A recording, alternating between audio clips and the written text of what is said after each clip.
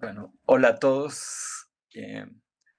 Bueno, la idea de mi plática es precisamente darles una perspectiva del trabajo que yo hago, ¿ok? Este trabajo lo que trata es de estudiar, digamos, precisamente con herramientas geométricas, ¿ok? La mecánica cuántica o la teoría cuántica de campos, ¿ok? La idea es relativamente simple, ¿ok? Pero, o sea, ustedes saben que, por ejemplo, usualmente en mecánica cuántica uno tiene relaciones de conmutación, lo cual no nos permite hacer una descripción geométrica estándar, digamos, o sea, de la teoría, digamos, o sea, no es una teoría pues como la relatividad general o todas las teorías de norma que, por ejemplo, cumplen con el modelo estándar, ¿ok? Y, y entonces nosotros lo que hacemos es tratar de describir la geometría del espacio cuántico, pero usando precisamente los parámetros de la teoría, ¿ok? Para dar lugar a esa geometría, digamos, ¿ok? Esta idea, digamos, o sea, ya la comenzaron a trabajar desde hace bastante tiempo, digamos, o sea, por ejemplo, de las gentes que lo iniciaron fue Berry, ¿ok?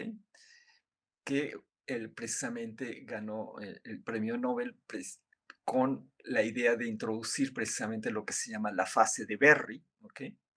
Que precisamente va a tener que ver con esta misma geometría y que va a dar lugar, digamos, a una conexión, digamos, o sea, que es una conexión que es casi equivalente, por ejemplo, a un tipo de campo electromagnético, digamos, o sea, pero precisamente originado por la mecánica cuántica, digamos, ¿ok?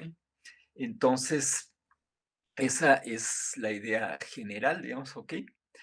Y bueno, la voy a tratar de introducir, digamos, o sea, un poco relacionando con las matemáticas, digamos, o sea, e- y la física, digamos, o sea, cuál es la relación que tenemos entre la física y las matemáticas, digamos, ¿ok? Entonces, más o menos esta es la descripción de mi plática y entonces voy a comenzar precisamente por la introducción, digamos, ¿ok? O sea, generalmente, precisamente las física y las matemáticas, uno las considera como teorías completamente distintas, ¿no? O sea, por ejemplo, nosotros hablamos de el gato de Schrödinger, digamos, o sea, que no sabemos si está muerto o está vivo, digamos, ok, ya. Y unos matemáticos pueden hablar sobre una serie binomial o cosas por el estilo, digamos, o sea, y entonces parecía, pero si le preguntan a una persona común y corriente, digamos, o sea, si este pizarrón, por ejemplo, es de física o es de matemáticas, pues difícilmente podrían decir, digamos, o sea, si es de una ciencia o de otra, digamos, o sea. Entonces, en ese sentido, pudieran ser casi lo mismo, digamos, ¿ok? Sin embargo, digamos, o sea, realmente las matemáticas tratan de ideas más abstractas, digamos, o sea, mientras que la física, pues, considera, digamos, fundamentalmente el movimiento y el cambio de nuestros objetos, digamos, o sea, y estudiamos precisamente ese movimiento y ese cambio con herramientas matemáticas, digamos, ¿ok? Ya. A los matemáticos generalmente les interesa pues probar teoremas, ¿ok? Ya, o sea, obtener pruebas rigurosas, por ejemplo, el muy famoso este teorema de Fermat, digamos que tardó pues casi 300, más de 300 años en poder probarse, digamos, o sea, mientras que pues se puede formular en una ecuacióncita relativamente muy simple, pero una prueba rigurosa, pues, puede ser muy complicada, digamos. O sea, para los físicos, pues, no nos interesa mucho tener pruebas rigurosas, digamos, mientras y siempre y cuando, digamos, o sea, nuestras matemáticas nos den resultados que podamos comparar, digamos, o sea, con los experimentos, ¿ok? Y obtener resultados, digamos, o sea, que precisamente estén acorde, digamos, nuestra teoría con nuestro experimento, digamos, ¿ok? Entonces, por ejemplo, no nos interesa mucho tener una prueba, digamos, o sea, de un teorema, digamos, o sea, sino simplemente, pues, ver cómo aplicamos nuestras herramientas, ¿no? Para describir algún fenómeno, digamos, ¿ok? Y precisamente, o sea, desde tiempos de Newton, pues a veces resultaba, digamos, o sea, que las mismas matemáticas no existían para hacer la física, digamos, ¿ok? Entonces, algunas veces era necesario inventar esas matemáticas, o sea, para poder precisamente tener esa descripción, digamos, o sea, de nuestros fenómenos físicos, digamos, ¿ok? Y pues eso muchas veces era bastante complicado, digamos, o sea, por eso Newton, pues es considerado, digamos, o sea, como que el genio máximo que hemos tenido en toda la existencia, digamos, ¿ok? Por un lado, digamos, uno puede pensar que, por ejemplo, la física, pues son algo así como matemáticas aplicadas, ¿ok? ¿Ya? En el sentido de que, pues, o sea, necesitamos comprobar, digamos, o sea, mediante algún experimento que nuestras cosas están funcionando, digamos, y no solamente por el pensamiento puro, digamos, ¿ok? Bien. La mayoría de las veces, digamos, o sea, precisamente nosotros utilizamos las matemáticas, digamos, o sea, no inventamos las matemáticas, sino que las usamos, ¿ok? Para hacer física, digamos, o sea, y usualmente también los matemáticos no necesitan la física, digamos, ¿ok? Pero muchas veces ha pasado, digamos, o sea, que precisamente los matemáticos y los físicos se retroalimentan uno a otro, digamos, ¿ok? Y de esa manera, o sea, han surgido, digamos, o sea, nuevas ideas en la física y también nuevas ideas en las matemáticas, digamos, ¿ok? Bien. Entonces, una de las cosas en las que yo trabajo precisamente es de ese estilo, digamos, o sea, es una cosa que nosotros no podemos probar, digamos, o sea, matemáticamente hablando, digamos, ¿ok? Pero que ha tenido mucha utilidad en la física, digamos, ¿ok?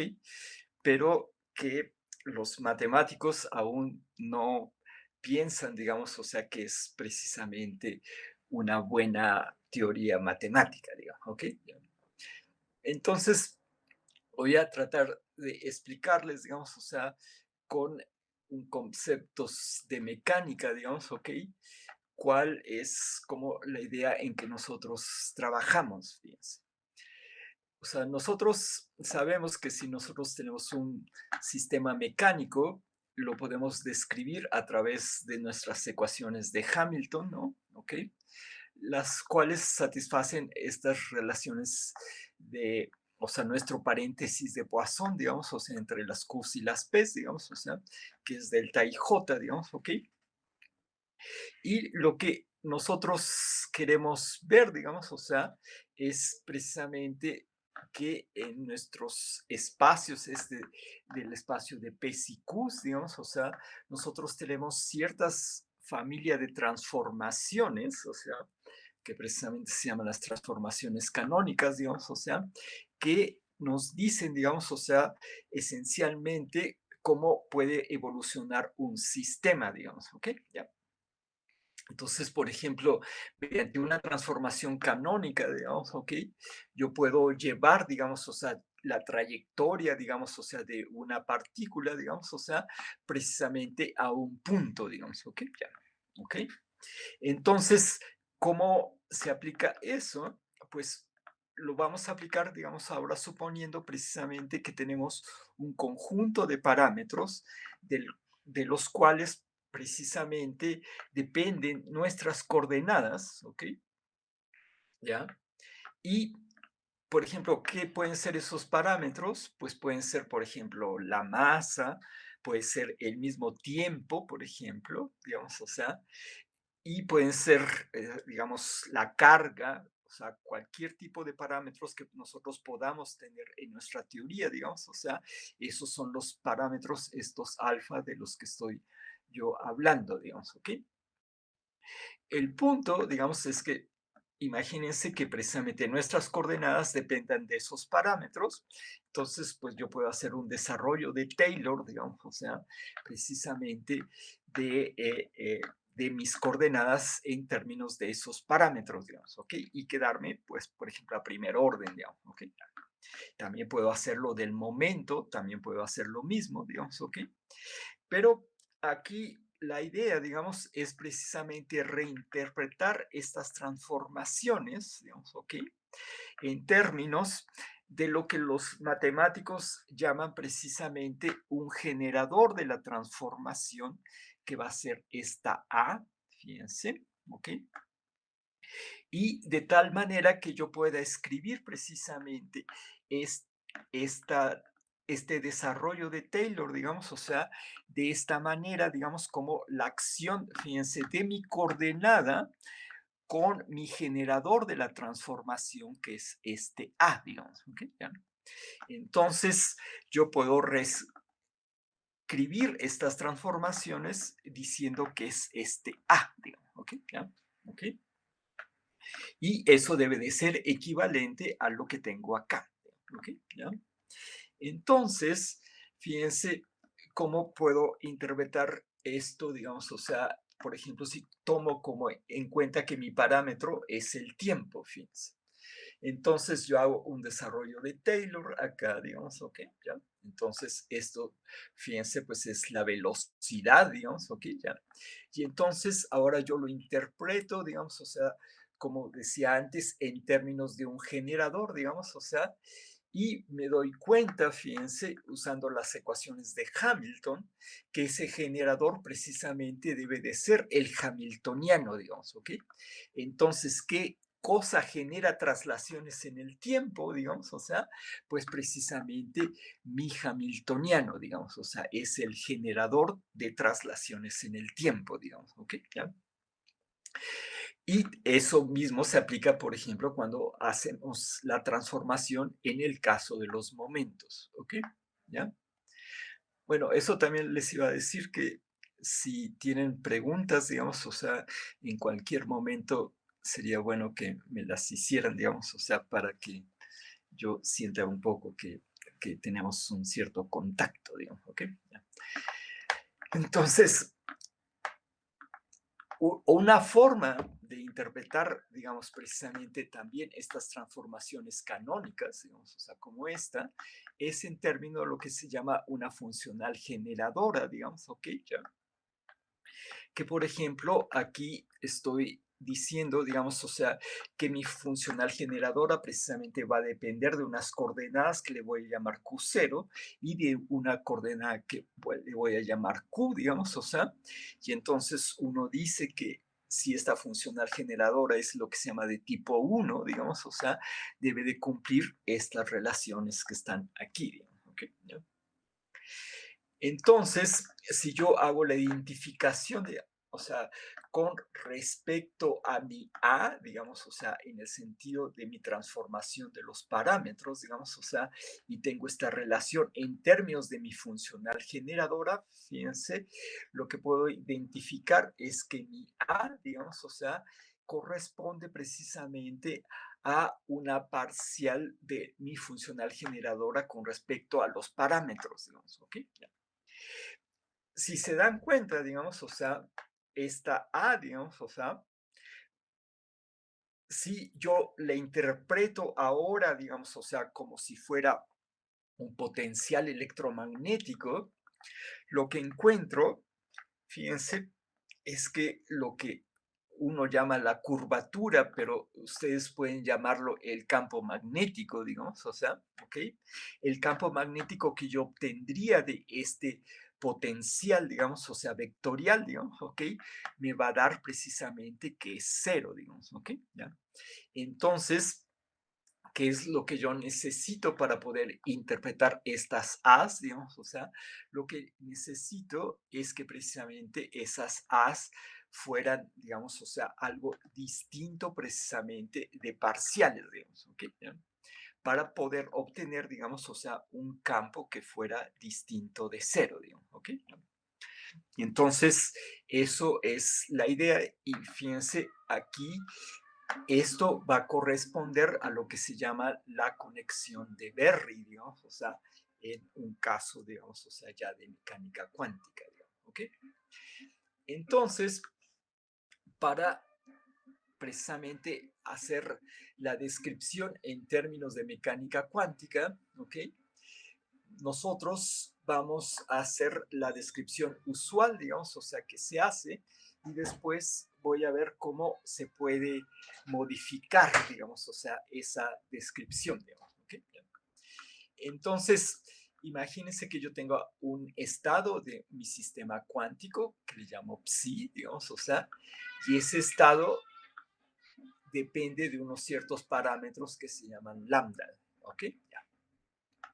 Entonces, ¿qué es lo que voy a hacer? Digamos, o sea, lo que voy a hacer son ciertas transformaciones, o sea, voy a cambiar mi parámetro, ¿ok? ¿Ya? Entonces, eso significa que mi estado, pues, va a cambiar de esta forma, digamos, ¿ok? ¿Ya? Y lo que uno llama, o la gente llama, por ejemplo, que se llama la fidelidad, digamos, o sea, es ver, digamos, o sea, fíjense, es tomar la norma, ¿ok? De la proyección del estado transformado con respecto al estado inicial, que sería el psi lambda, digamos, ¿ok? ¿Por qué es esto, por ejemplo, interesante? Digamos, precisamente en muchos sistemas, digamos, o sea, que es lo que uno quiere ver, digamos, o sea, lo que uno quiere ver es, por ejemplo, si yo tengo, introduzco a un sistema cuántico, digamos, o sea, cuál es, digamos, o sea, un estado, digamos, o sea, y ese le hace algún cierto tipo de transformaciones que podría ser equivalente precisamente a mover los parámetros, o sea, entonces quiere uno comparar el estado inicial con el final y ver qué tan fiel es precisamente el sistema cuántico a donde le metí el estado, digamos, ¿ok? Entonces, esta herramienta, digamos, o sea, ha sido útil o es muy útil, por ejemplo, en el campo este de la computación cuántica, digamos, o sea, es una herramienta que se utiliza bastante, digamos, o sea, en el sentido de los estados cuánticos, ¿ok? Lo que ahora nosotros vamos a hacer es igual que como le hice en el caso del sistema clásico, ahora voy a desarrollar mi estado, digamos, o sea, fíjense, en términos de mis variaciones de los parámetros. ¿Okay? ¿Ya? Entonces, obtengo precisamente esta expresión, digamos, o sea, para mi estado transformado. Y si ahora lo proyecto, fíjense, pues el primer término, pues, como estos estados están normalizados, me va a dar 1. Después voy a tener este término adicional y estos otros dos términos, digamos, ¿ok? ¿Ya? Pero ahora cuando, fíjense, la fidelidad era la norma de esta expresión, digamos, o sea, al calcular la norma de esta expresión, digamos, o sea, ¿qué es lo que uno va a obtener? Es que este término, el término lineal, no va a contribuir, digamos, ¿ok? ¿Ya? Y este término, el, el término cuadrático es el que primero va a contribuir, digamos, a esta fidelidad, digamos, ¿ok? ¿Ya? Entonces, esta cosa de aquí, digamos, fíjense, tiene la estructura, pareciera, digamos, o sea, que es, fíjense, en este sentido, que es simétrica, digamos, o sea, ¿ok? En el sentido de que está multiplicado por dos variaciones, digamos, o sea, entonces pareciera una métrica, pero resulta que esta cantidad puede tener parte real y parte imaginaria, digamos, o sea, y entonces la parte real es la que se va a llamar la métrica de información cuántica, ¿ok? Y la parte imaginaria va a ser lo que corresponde precisamente a la curvatura de Berry, digamos, ¿ok? Entonces, uno puede calcular acá, digamos, y fijarse que precisamente uno puede tener que esta cosa de aquí solamente tiene y, parte imaginaria, ¿ok? Y entonces uno lo identifica de esta forma y fíjense, esta cosa de acá es lo que se va a llamar nuestro potencial de norma, digamos, o sea, o en sentido, digamos, o sea, nuestro gauge potential, digamos, ¿ok? Este potencial, digamos, o sea, ¿ok? Es precisamente el equivalente a lo que uno tendría, digamos, en un campo electromagnético, digamos, pero fíjense, aquí no tiene nada que ver, digamos, o sea, con una interacción electromagnética, sino está hecho, digamos, a partir de mis funciones de onda del sistema, digamos, o sea, ¿ok? Y este potencial, digamos, o sea, es bastante interesante, digamos, o sea, y tiene ciertas repercusiones, ¿ok?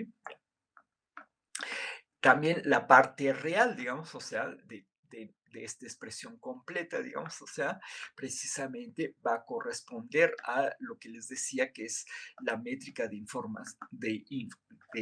la información cuántica, digamos, o en el sentido de que esta sí es realmente simétrica, digamos, ¿ok?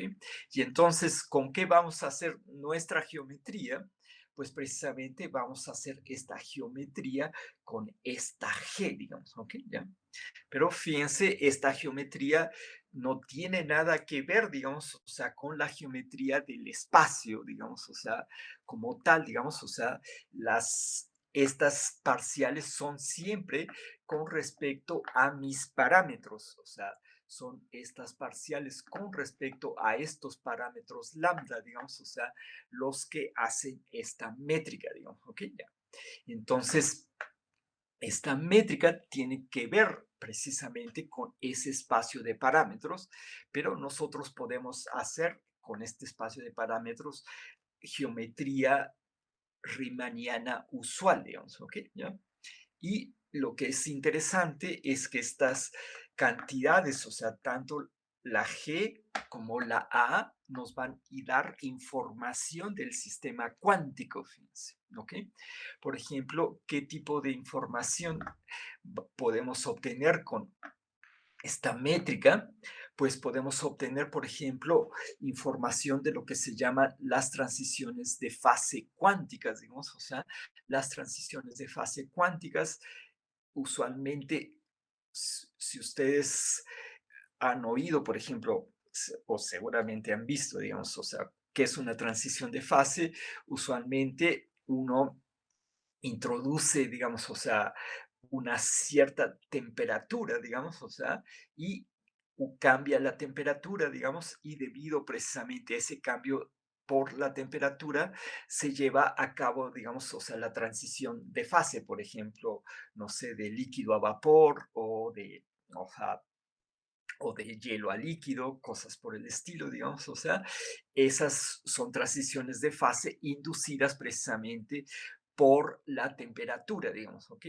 En el caso de las transiciones de fase cuánticas, digamos, no se dan, digamos, o sea, precisamente por la temperatura, sino por efectos intrínsecos, o sea, cuánticos del sistema, digamos, o sea, que hacen que precisamente el sistema cambie de estado, digamos, o sea, aún a pesar, digamos, o sea, de es, no meterle ninguna temperatura, digamos, a mi sistema, digamos, ¿ok?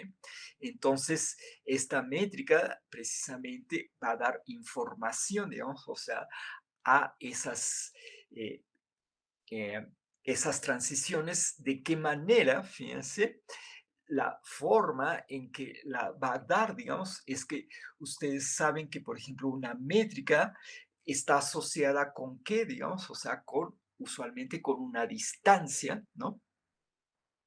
O sea, como yo mido la distancia, pues es precisamente, depende de mi espacio en que yo esté, digamos. O sea, por ejemplo, si yo estoy en un espacio plano, digamos, o sea, entonces precisamente mi métrica, esta de acá, pues va a ser una delta de Kronecker, digamos, ¿ok? Solamente va a involucrar precisamente las coordenadas que son iguales, digamos, o sea. Pero si yo estoy en un espacio, digamos, curvo, por ejemplo, una esfera o cosas por el estilo, entonces esa métrica tiene información adicional, digamos, o sea, de que precisamente mi espacio no es equivalente al espacio plano, digamos, ¿ok? Ya. Entonces, aquí precisamente esa métrica va a depender de mis estados cuánticos, digamos, o sea, y me va a decir, digamos, o sea, como que una noción de distancia que nos pueda decir, digamos, o sea, qué tan alejados o cercanos son un estado que yo le cambié los parámetros con respecto a otro, digamos, o sea, y si ese cambio en la distancia es muy grande, pues eso va a implicar precisamente una transición de fase, digamos, ¿ok? ¿Ya? Cuántica, ¿ok? Entonces, una forma de reescribir esta métrica, digamos, esta métrica que está aquí, digamos, o sea, uno puede introducir, digamos, o sea, fíjense, esta métrica tiene la propiedad de que es invariante ante transformaciones de este estilo, gauge transformations de este estilo, digamos, ¿ok?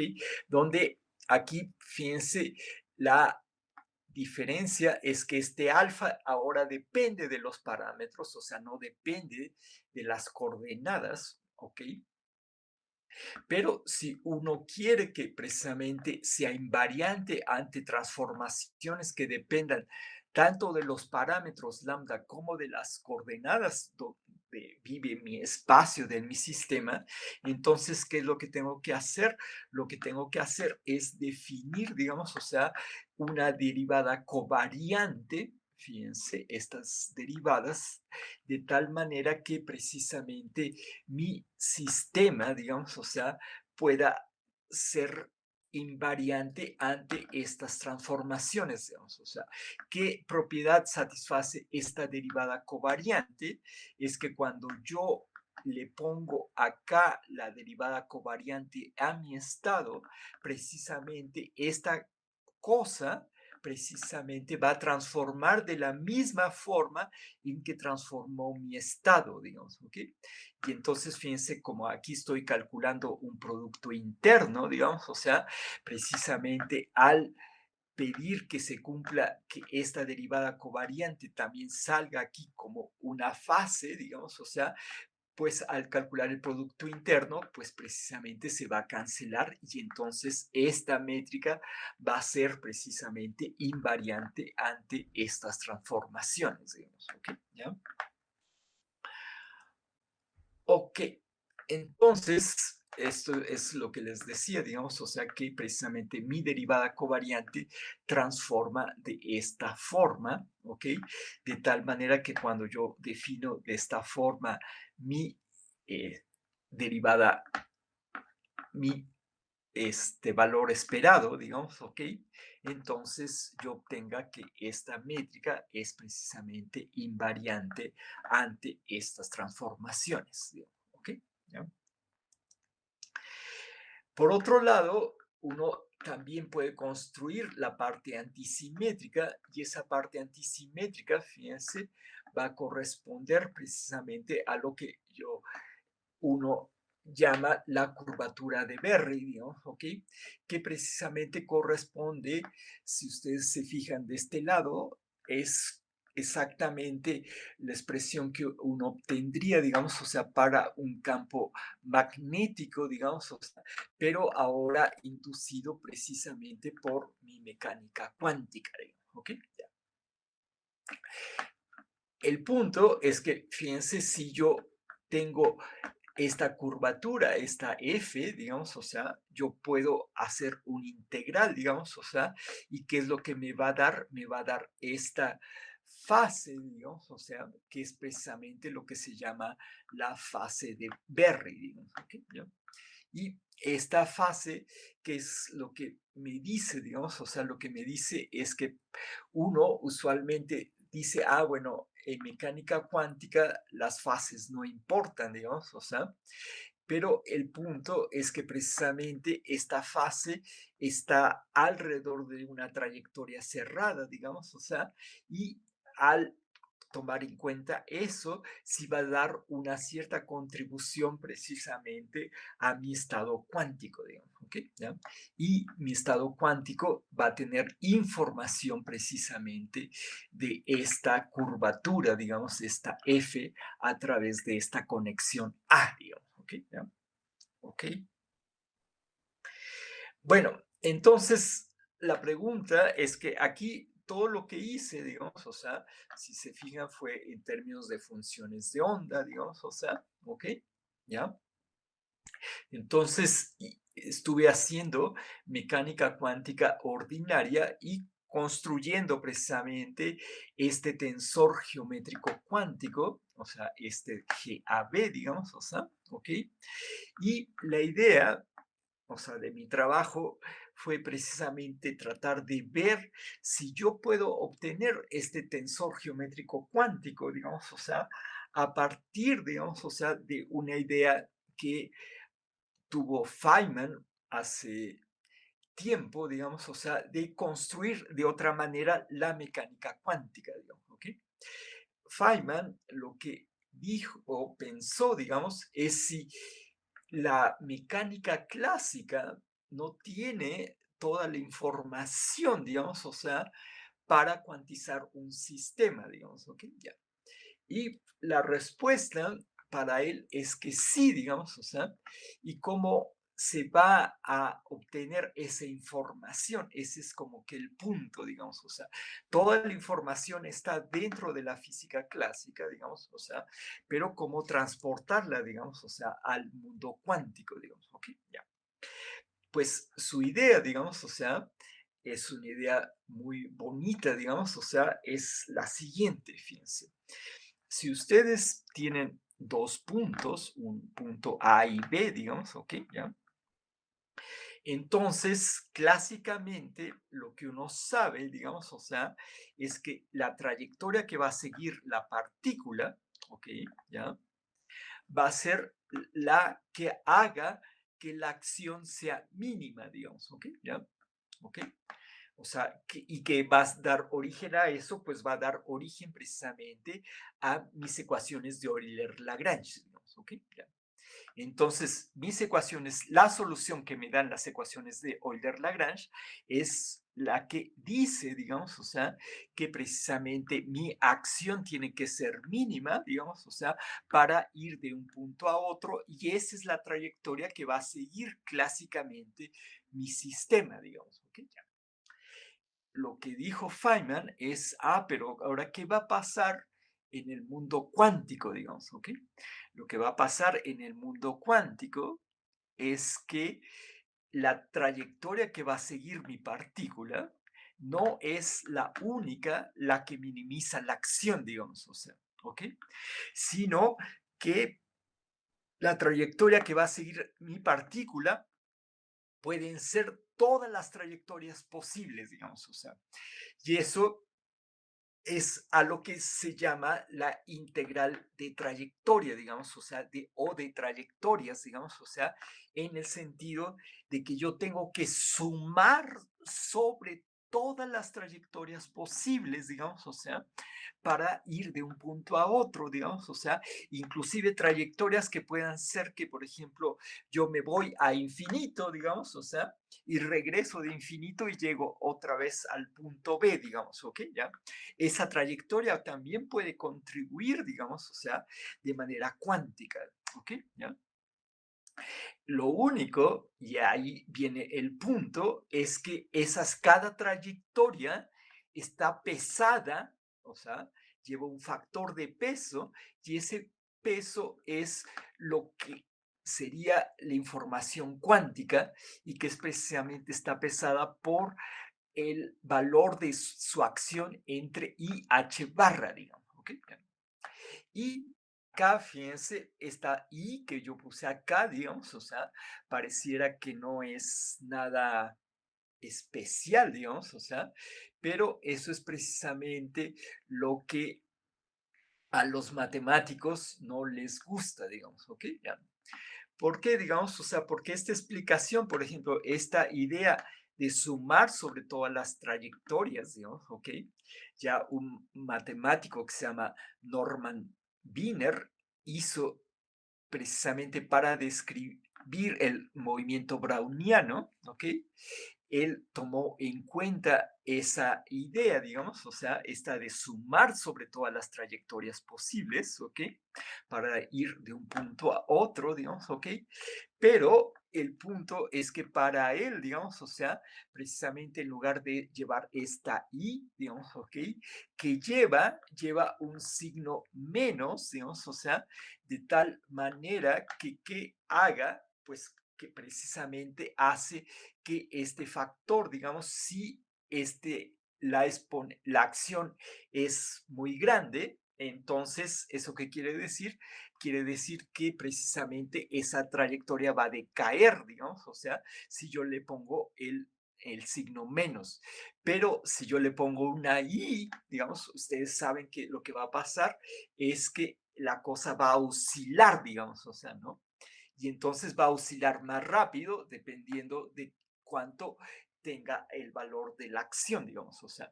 Entonces, eso, por ejemplo, a los matemáticos les parece que uno no puede definir precisamente esta idea, digamos, de sumar sobre todas las trayectorias con este factor de peso, digamos, ¿ok?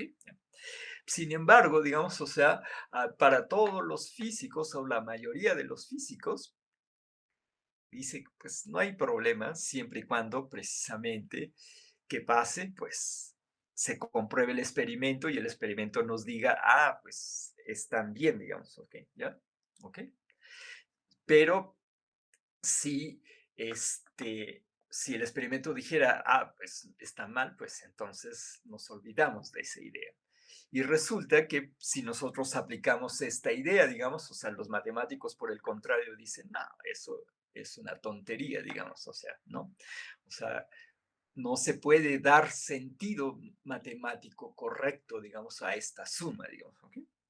Sin embargo, precisamente cuando aplicamos esta idea, digamos, o sea, precisamente para calcular, por ejemplo, lo que se llama la razón giromagnética del electrón, pues nosotros podemos obtener, digamos, o sea, estos numeritos y si comparamos lo que dice la teoría con lo que dice el experimento, pues obtenemos precisamente la mayor precisión que existe en cualquier tipo de experimento en la naturaleza, digamos, o sea, y por eso decimos que precisamente para los físicos la idea, aunque matemáticamente no se pueda formular bien, o sea, físicamente debe de funcionar, digamos, ¿ok? ¿Ya?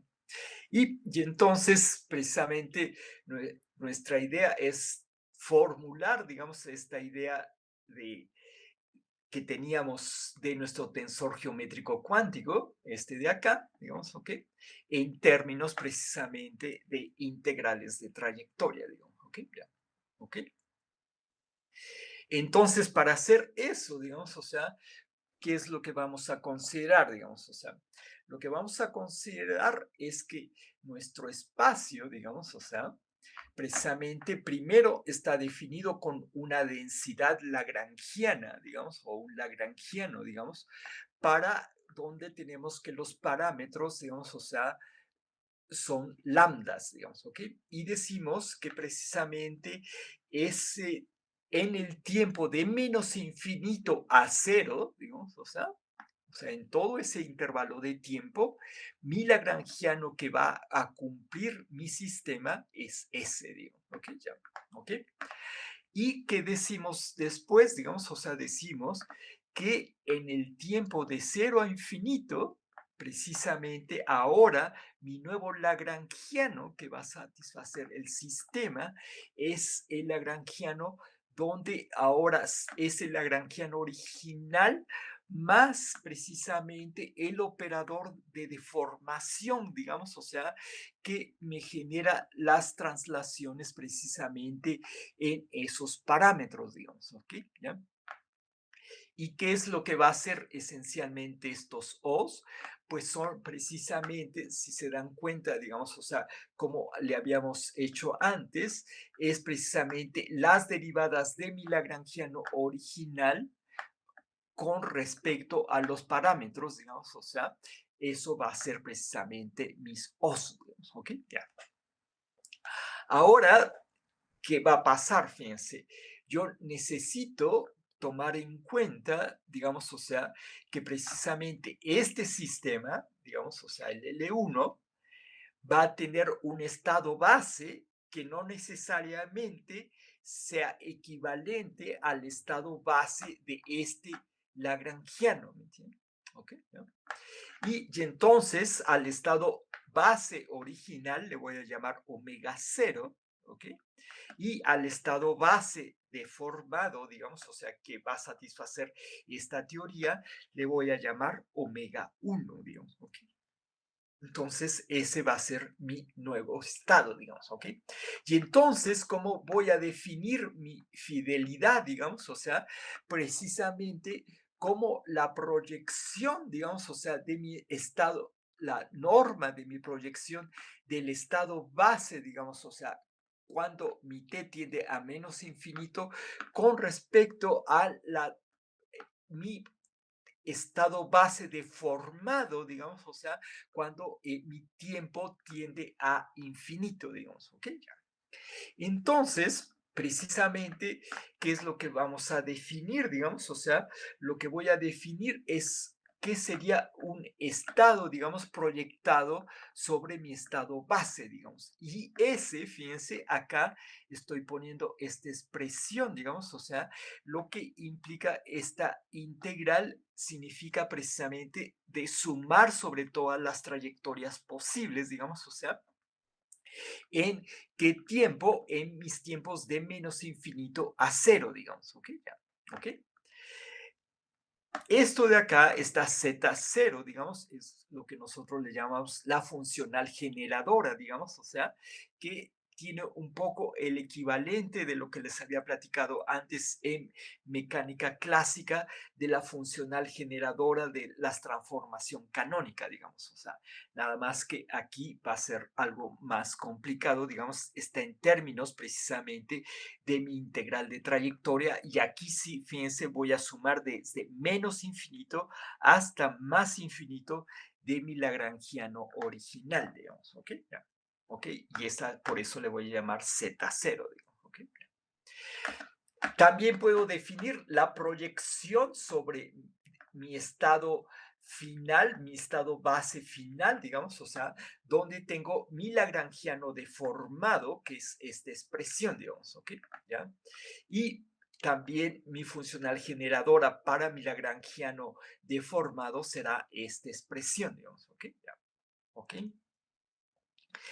Entonces, ahora precisamente quiero calcular esta cantidad, digamos, o sea, y esta cantidad es precisamente lo que va a ser sumar ahora sobre estos estados, fíjense, este estado en principio es arbitrario y entonces yo estoy aquí sumando con este integral de trayectoria sobre ese estado arbitrario, digamos, ¿ok? ¿Ya?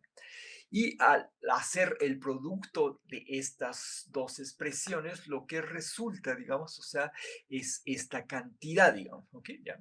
La cual uno puede reescribir de esta forma, digamos, ¿ok? ¿Ya? ¿Ok? Entonces, esa va a ser, digamos, o sea, ahora, fíjense, la proyección de mi estado base original con respecto a mi estado base deformado, digamos, ¿ok? ¿Ya? ¿Y qué es lo que necesito hacer ahora de esta expresión? Necesito precisamente calcular lo que sería mi norma de ese estado para obtener mi fidelidad, digamos, ¿ok? ¿Ya? ¿Ok? Entonces, si yo calculo mi norma, digamos, o sea, de estas proyecciones, digamos, tengo esta expresión donde ahora precisamente el equivalente de mi tensor geométrico cuántico, digamos, o sea, va a estar dado por esta expresión, digamos, o sea, ¿ok? ¿Ya? Pero fíjense cuál es la ventaja que uno obtuvo acá, digamos, o sea, de haber hecho esto, digamos, o sea, es que si se dan cuenta en esta expresión para mi tensor geométrico cuántico, digamos, o sea, ¿qué es lo que tengo yo aquí? Yo tengo, estos son valores de expectación promedio, digamos, o sea, que uno puede calcular y hay varias formas de calcularlos, ya sea en mecánica cuántica, en teoría cuántica de campos, digamos, y entonces esta expresión, digamos, o sea, sigue siendo válida, digamos, o sea, tanto para mecánica cuántica como para teoría cuántica de campos, digamos, o sea, y entonces esa es la gran ventaja de esta formulación que tenemos acá, digamos, ¿ok? ¿Ya? ¿En qué sentido? Fíjense, en el sentido de que cuando yo tenía antes mi expresión para mi tensor geométrico cuántico, que era esta, fíjense, acá, ¿qué es lo que necesito saber? Necesito saber precisamente mis estados, fíjense, ¿ok? Lo que implica saber, pues prácticamente la solución de mi ecuación de Schrödinger para el problema respectivo, digamos, ¿ok? Ya. Y si yo tengo un problema que es complicado y que no puedo resolver, digamos, o sea, entonces no sé cómo construir esa función de onda, digamos, ¿ok? Ya. ¿Ok? Mientras que este tipo de expresiones que tenemos acá, digamos, o sea, esta expresión de acá, digamos, o sea, sí la puedo calcular, digamos, o sea, sin conocer precisamente mi función de onda, digamos, solamente la necesito, mi función de onda, para mi estado original, digamos, o sea, porque todos estos promedios van a ser con respecto precisamente a mi estado original y no el deformado, digamos, ¿ok? ¿Ya? Entonces, esa es la ventaja de esta expresión, digamos, ¿ok? Bien. Entonces, precisamente en mecánica cuántica uno va a tener esta expresión, digamos, o sea, ¿ok? Y esa le puedo sacar la parte real, digamos, o sea, y fíjense, la parte real va a estar asociada a un anticonmutador de mis operadores OS, digamos, ¿ok? Y mi parte imaginaria va a estar asociada precisamente a un conmutador de esos operadores O, digamos, ¿ok? ¿Ya? Y entonces de esa manera uno puede obtener estas expresiones tanto para la curvatura de Berry, que sería esta la parte imaginaria del tensor geométrico cuántico, y la métrica de información cuántica, que es precisamente esta cantidad. ¿Ok? ¿Ya? Entonces, vamos a ver cómo uno podría calcular, digamos, o sea, un ejemplito, digamos, o sea, de esta teoría, digamos, ¿ok? Entonces, ¿qué es lo que puedo considerar? Por ejemplo, yo podría considerar el caso del oscilador armónico, digamos, o sea, aquí como solamente tengo un solo parámetro, digamos, o sea, lo que me va a dar, pues, es una métrica solamente en una sola dimensión, digamos, o sea, entonces voy a calcular para este Hamiltoniano, voy a suponer que mi deformación precisamente cambia mi Hamiltoniano original, digamos, o sea, por esta Q de acá, digamos. ¿ok? ¿Ya? Entonces, eso es lo que voy a suponer que mi estado deformado es este nuevo, digamos, ¿ok? ¿Ya? Entonces, ¿qué es lo que uno puede hacer? Uno puede hacer esta transformación de tal manera que uno absorbe precisamente este término de acá, digamos, o sea, en la transformación, esta transformación de aquí, digamos, o sea, y puedo uno reescribir mi hamiltoniano en términos del original y entonces de esa manera yo puedo calcular, digamos, o sea, los dos estados, digamos, ¿ok? Ya. Entonces, uno puede calcular los dos estados y uno puede calcular, digamos, cuánto vale esa norma y lo que resulta es esta cantidad, digamos, ¿ok? Entonces, precisamente mi GJJ corresponde a este factorcito de acá, digamos, ¿ok? Ya. Ahora, lo que nosotros queremos calcularlo es con nuestro procedimiento, digamos, o sea, entonces precisamente involucra calcular esta cantidad de acá, digamos, ¿ok? ¿Ya? Y entonces, ¿qué es lo que necesitamos? Necesitamos calcular, fíjense, estos operadores aquí o que van a corresponder precisamente a mis Qs, digamos, o sea, y esta cantidad de acá es lo que uno sabe que se llama el propagador y que uno, por ejemplo, en el caso del oscilador armónico, corresponde precisamente a esta cantidad de aquí, digamos, ¿ok? ¿Ya? ¿Ok?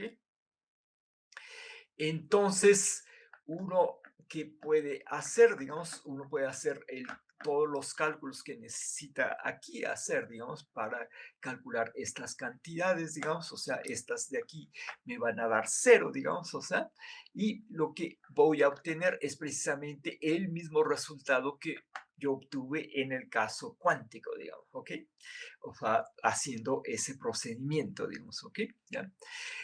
Ahora vamos a ver otro ejemplo, digamos, o sea, que es un poco más complicado, digamos, o sea, es precisamente lo que se llama el oscilador armónico generalizado, digamos, o sea, que tiene este término aquí adicional, que es precisamente un anticonmutador, digamos, o sea, de P con Q, digamos, o sea, de tal manera que aquí lo que está uno haciendo es el ordenamiento de Weyl de este hamiltoniano, digamos, ¿ok? Entonces, uno también puede calcular, digamos, cuáles van a ser nuestros operadores de deformación por cambiar precisamente nuestros parámetros X, Y y Z, digamos, o sea, y esos van a corresponder precisamente a estos operadores, digamos, ¿ok? ¿Ya?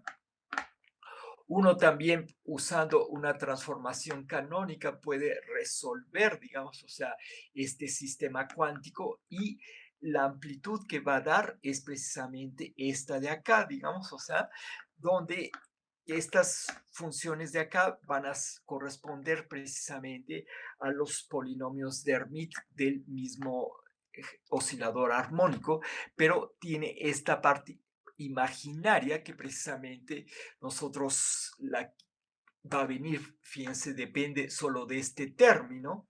¿Por qué? Porque si ustedes saben, digamos, la solución del oscilador armónico, que sería el equivalente de tener estos dos términos, corresponde solamente a funciones de onda reales, digamos, o sea, y no tienen esta parte imaginaria, digamos, ¿ok? Y nosotros queremos tener esa parte imaginaria precisamente para poder calcular la curvatura de Berry, digamos, ¿ok? Que viene de la parte imaginaria, digamos, ¿ok? ¿Ya? Entonces, si uno hace el cálculo, uno puede obtener precisamente las funciones de onda, digamos, o sea, correspondientes, digamos, o sea, que son estas de acá para el estado base, digamos, ¿ok? ¿Ya?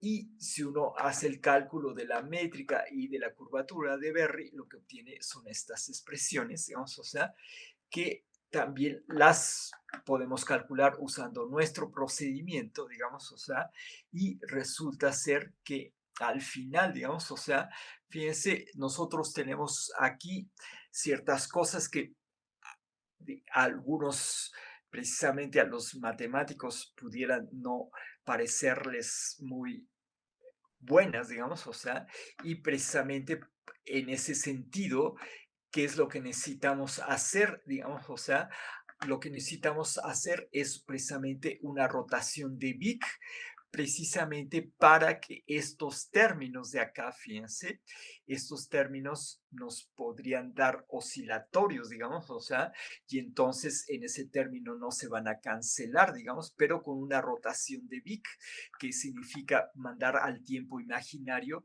estos van a decaer, digamos, o sea, y entonces estos no van a contribuir, digamos, o sea, y entonces se cancelan y da el resultado correcto, digamos, ¿ok? ¿Ya?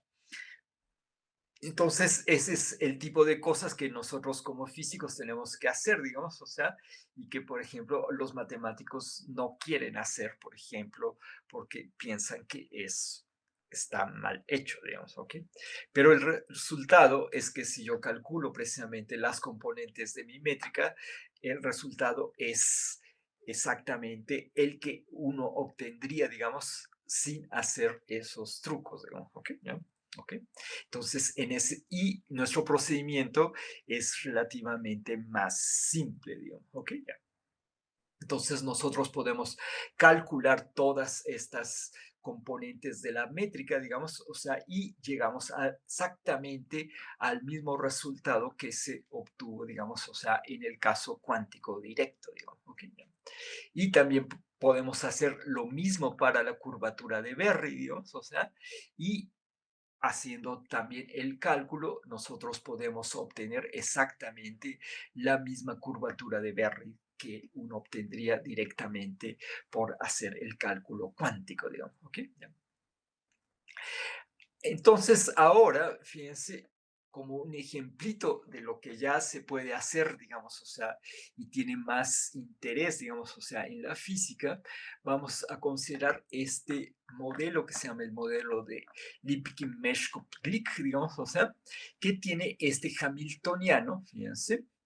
Este modelo, digamos, o sea, si uno lo analiza clásicamente, digamos, o sea, tiene varios puntos críticos, digamos, o sea, estas son diagramas del espacio-fase, digamos, o sea, de este hamiltoniano, digamos, ¿ok?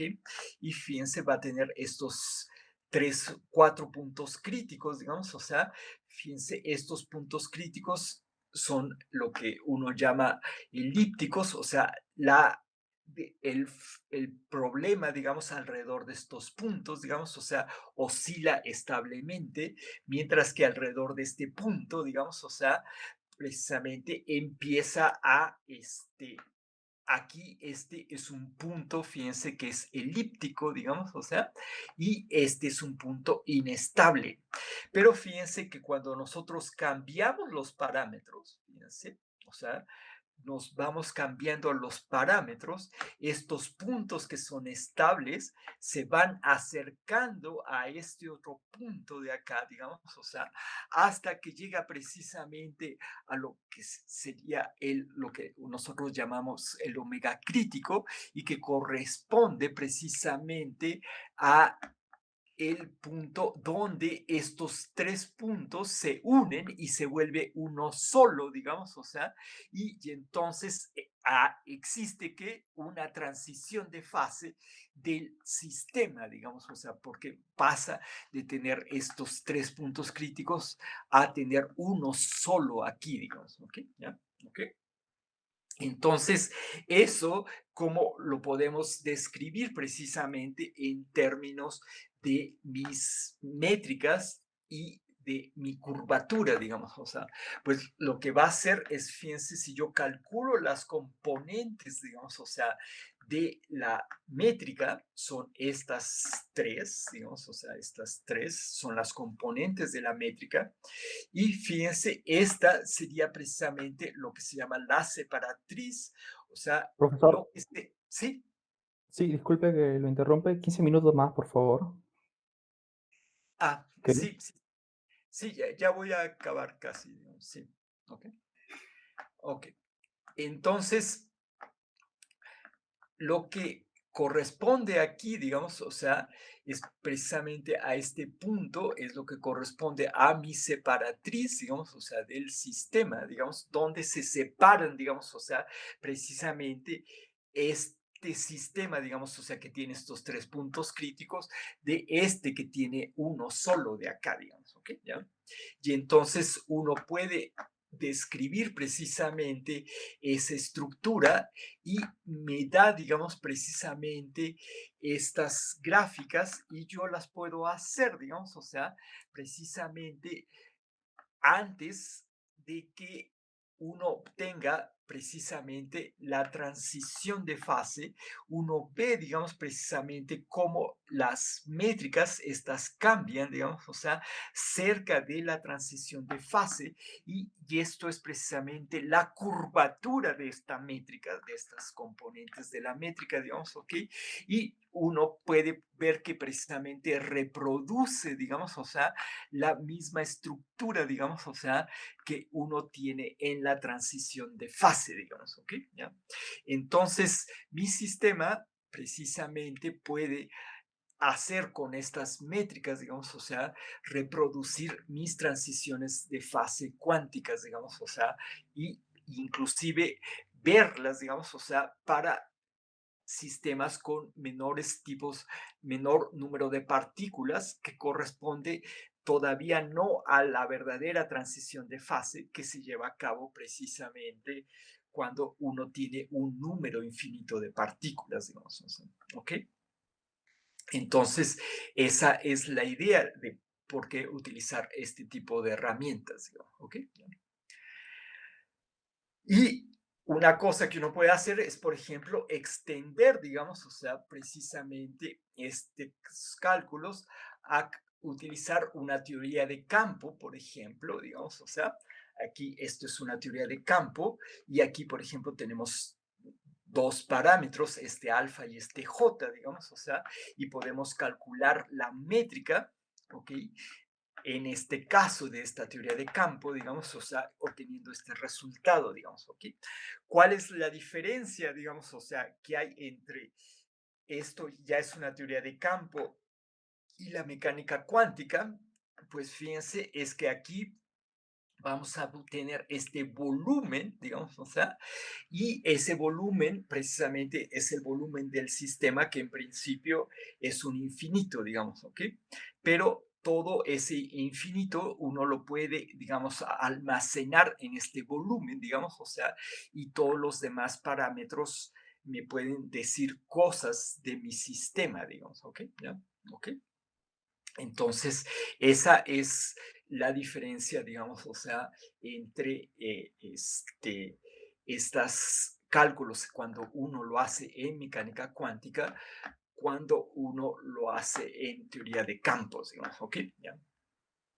Por ejemplo, una de las cosas que nosotros quisiéramos hacer, digamos, ajá, lo que pasa es que es un cálculo bastante complicado, digamos, o sea, no sé si ustedes hayan oído que, por ejemplo, la cromodinámica cuántica, que es una teoría de campos, digamos, o sea, precisamente tiene lugares donde tiene transiciones de fase, digamos, o sea, por ejemplo, cuando se forma lo que se llama el el plasma de quarks y gluones, digamos, o sea, ese es como un estado de la materia, digamos, o sea, que en principio se ha visto experimentalmente que existe, digamos, o sea, pero calcularlo precisamente usando la cromodinámica cuántica es algo que es muy difícil, digamos, o sea, y que nadie lo ha podido hacer, digamos, o sea, y precisamente de ese estado de quarks y gluones, que sería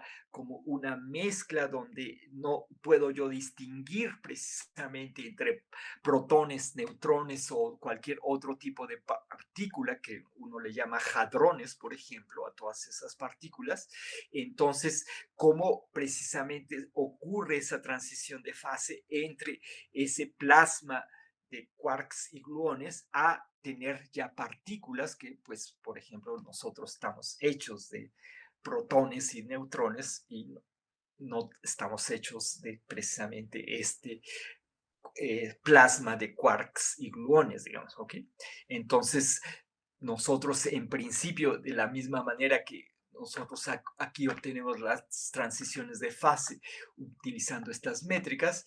Quisiéramos poder hacer eso, digamos, o sea, en estas teorías de campo. Claro que a poderlo hacer es bastante más complejo, porque aquí, fíjense, nosotros tenemos un hamiltoniano que es relativamente simple, mientras que en el caso de la cromodinámica cuántica va a ser una cosa verdaderamente complicada.